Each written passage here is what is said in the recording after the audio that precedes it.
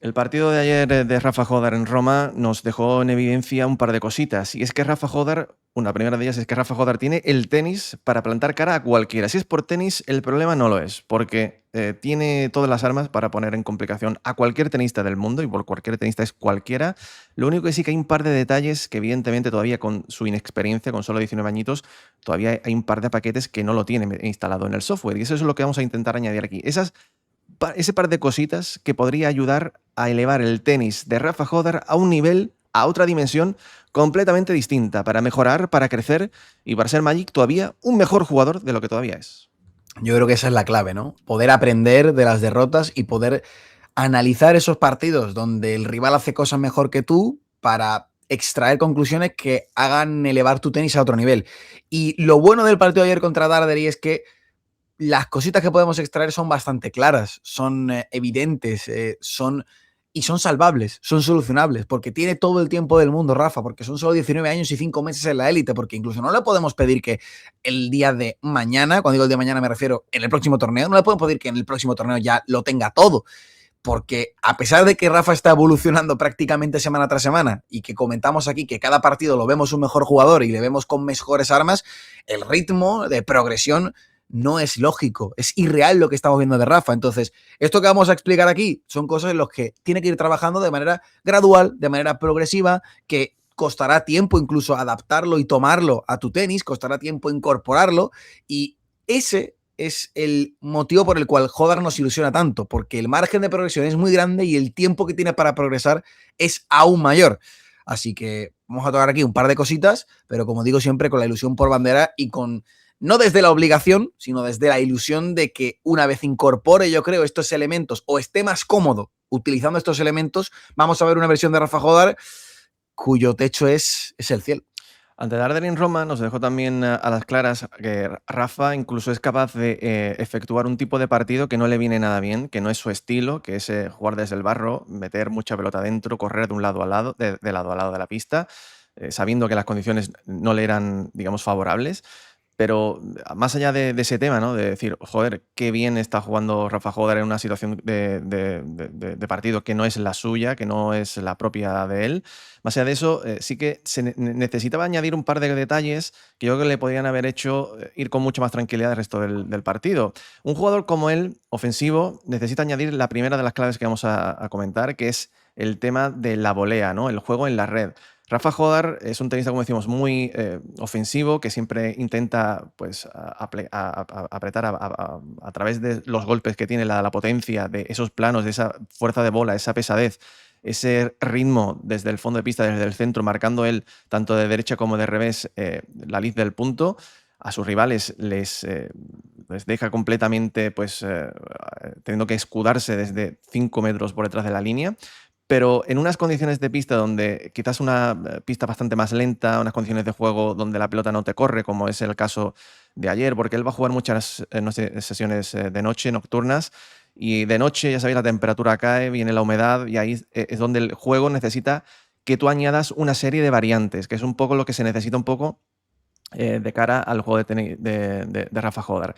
Ese juego en la red, la volea, te va a permitir que cuando tú apliques un golpe muy potente, tanto de derecha de revés, o cambies con los paralelos, y tu rival se vea exigido y te corte la pelota para reiniciar el punto, si tú no atacas la red, si tú no intentas cerrar el punto para acortarlo, lo que te va a provocar es que otro intercambio, otra pelota que pueda volver, tú lo continúas, te desgastas físicamente, corres mucho más o te arriesgas a fallar el punto desde el fondo porque tu rival lo está devolviendo absolutamente todo, que fue lo que le pasó contra Darderi o incluso a Arnaldi, que le complicó el partido el otro día también haciendo esta misma táctica. Atacar la red le va a permitir, como digo, acortar los puntos y aparte Magic ofrecer un extra de presión al rival.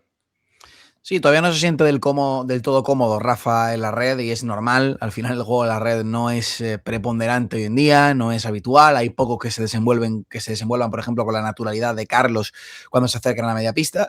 Pero quizás puedes marcar la diferencia, ¿no? En cuanto a ser un top 10, top 5 establecido, por ponerte un ejemplo, o poder romper un poquito la baraja cuando te enfrentas a jugadores que te igualan tu ritmo desde el fondo de la pista y que te ganan puntos desde el robo. Y en contextos de partidos como este, con una pista lenta, pesada, donde a veces veces el abrir ángulos y atacar la red, achicar los espacios al rival es más importante que superarle por pura potencia. Esto es algo casi endémico de los jugadores de las últimas generaciones, ¿no? Pegadores absolutos que atacan desde el fondo de la pista y que incluso sin esta variante se puede llegar muy lejos en el tenis actual. Correcto, es cierto. No necesitas ser un maestro en la red para meterte en el top 10, para meterte en el top 5, para ganar grandes torneos, pero si lo logras, vas a tener una ventaja competitiva brutal. Y estamos hablando ya de cositas al máximo nivel, de apuntar al estrellato. Y si Hodar llega a un punto en el que aprende a de qué manera subir a la red, con qué golpe hacerlo, tener confianza, aunque sea simplemente para presionar al rival. Muchas veces no tienes que subir a la red pensando, uy, a ver si me saco de la manga una volea histórica. Simplemente a veces el subir a la red es un elemento de meter presión al rival y de hacerle sentir que solamente con pasar bola desde el fondo de la pista no te va a valer. Y ayer Darderi estaba muy contento con defender una y otra vez, con una vez lo movías por la zona del revés, tirar un cortadito que resete el punto, porque sabe que al otro lado de la red no hay un tipo que le esté atacando la media pista y le pueda finiquitar el punto rápido.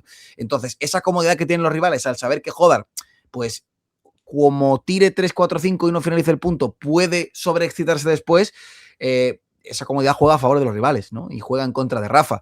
Dicho esto, subir a la red es una variante, José, pero ayer, cuando tienes a tu rival 5 o 6 metros por detrás de la línea de fondo y tienes muchas maneras de cerrar el punto, pero la de golpear fortísimo a los lados no es una de ellas, porque la pelota siempre te vuelve, otra de esas variantes en la cual los mejores del mundo han trabajado, y esta sí que cada vez es más importante en el mundo del tenis actual, porque si bien el juego de la red quizás ya no lo utilizan tanto muchos jugadores, estamos viendo un resurgimiento en los últimos años, y es la dejada.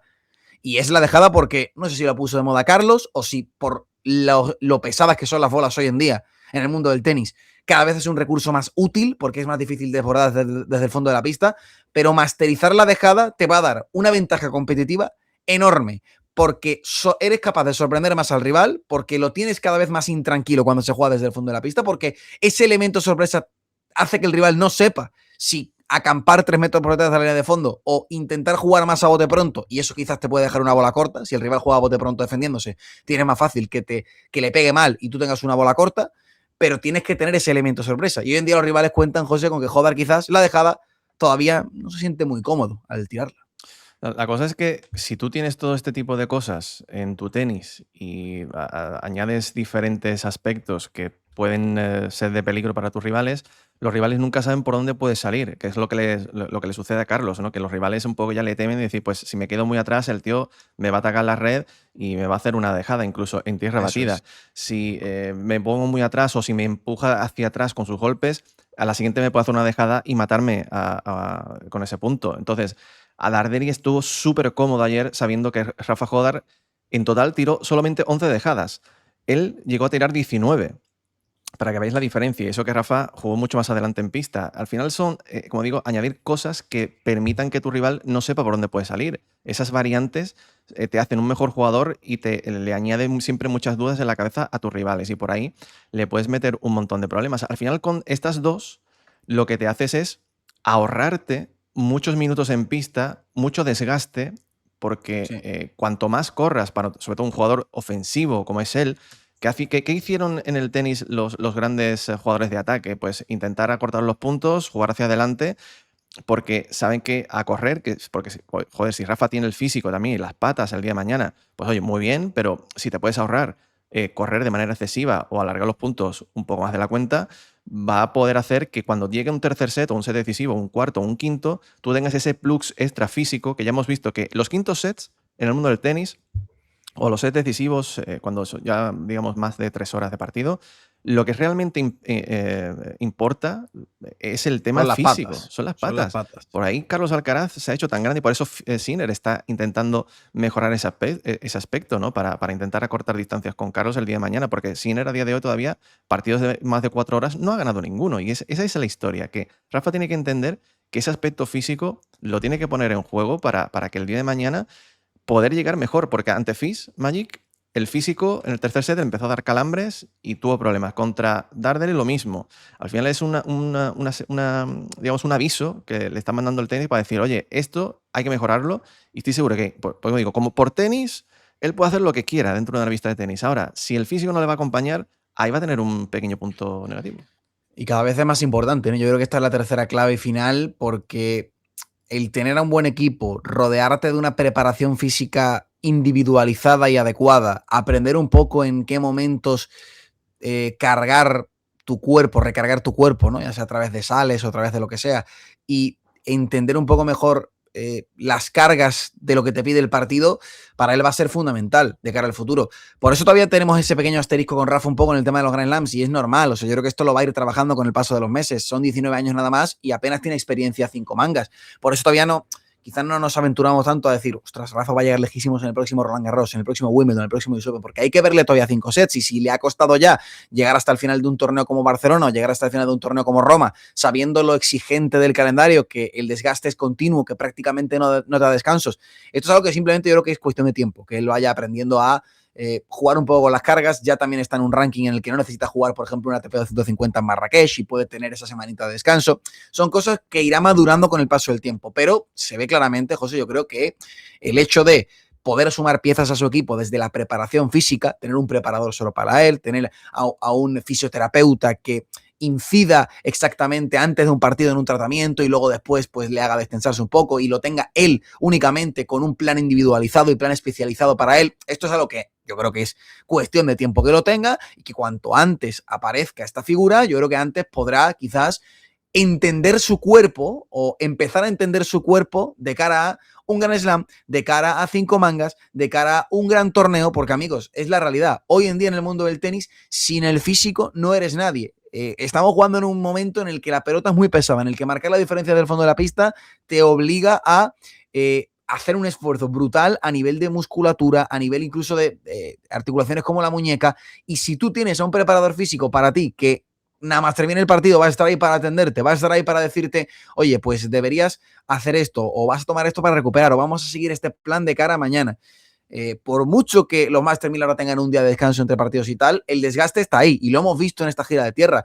Lo hablamos ayer en el directo, es normal que Rafa llegue reventado a un tercer set en unas condiciones como las de ayer en Roma, después de estar jugando Marrakech, Barcelona, Madrid, Roma sin descanso. Es normal, porque son sus primeras millas en el circuito, porque todavía está tomando vuelo, porque todavía está aprendiendo a gestionar todo esto. Pero sí que es verdad que cuanto antes este área, digamos, o este aspecto se vea, como digo, no sé si decir modificada, porque no creo que sea una cuestión de modificar, pero sí que Rafa tenga en mente el añadir piezas desde el punto de vista físico, mejor va a ser su preparación y más fácil va a llegar a un Grand Slam con la sensación de que si un Grand Slam se va largo, si un Grand Slam en segunda ronda tienes un partido de 4 horas y en tercera ronda te enfrentas a un jugador que te va a pasar la bola todo el rato desde el fondo de la pista, vas a tener más confianza en tu estado físico para jugar y para desplegar tu mejor tenis en estas circunstancias. Muy importante que no estamos hablando de cargarnos al padre, No, no, no, no no, tiene no. nada que ver, es simplemente ir añadiendo piezas. ¿Por qué? Porque es muy importante. Ayer Darderi por la noche, cuando estaba jugando contra Rafa, tenía miembros en su equipo que le iban diciendo, oye, ahora te tienes que tomar esto. Y le echaban la solución que sea en una botella, se No lo se le tomaba. bajes. Le estaban diciendo, oye, ahora tienes que hacer esto, oye, ahora tienes que hacer lo otro. En este caso, el padre, Rafa solamente tiene a su padre en el banquillo, y el padre, aparte de estar pendiente de, oye, pues ahora puedes tirar por aquí, oye, pues vas atrás o más adelante o vas esto, haz lo otro, él no puede estar pendiente de justo en este momento, que es cuando tienes que, mira, la hora de partido, ahora tienes que tomarte esto, el juego de pepinillos, que si las sales para no perder hidratación, que si el sodio. Ese tipo de cosas le va a permitir también, tanto a Rafa como a su padre, ir más tranquilos en lo suyo, y que una persona se dedique a eso exclusivamente. Por eso cuando él decía, de momento mi equipo, son mi padre y yo, estamos funcionando bien. Oye, pues sí, te puede funcionar, pero a esto, ya lo venimos comentando hace tiempo, esto hasta cierto punto puede llegar, pero cuando tú quieres elevar el nivel un peldaño o dos más, necesitas que haya gente en tu equipo que te conozca muy bien, como tú has dicho, ¿no? El tema de ese preparador, que sepas exactamente cuando tú ya empiezas a calambrarte para darte algo, para estar pendiente de ti o para decirte qué podrías hacer. Ese tipo de cosas va a permitir que Rafa esté centrado solamente en el tenis. Lo que no puede ser es que un tenista en la pista esté pendiente, pues ahora me toca esto, ahora tengo que comer, ahora tengo que hacer lo otro, sino que hay una persona que le pueda ayudar, porque la clave de todo esto es que le ayuden a ser un mejor jugador. Lo mejor de lo que ha pasado, como digo, en estos últimos días, es que Rafa tiene solo inexperiencia, y esto se cura con el tiempo. Y con el tiempo Totalmente. le irá poniendo solución para que sea un jugador, estoy completamente seguro, un superclase el día de mañana. Amigos, estas son las 3 claves que hemos comentado aquí. Déjanos aquí abajo en comentarios vuestra opinión acerca de esto. Lo comentamos y nos vemos. Hasta pronto. Chao, chao. Chao, chao.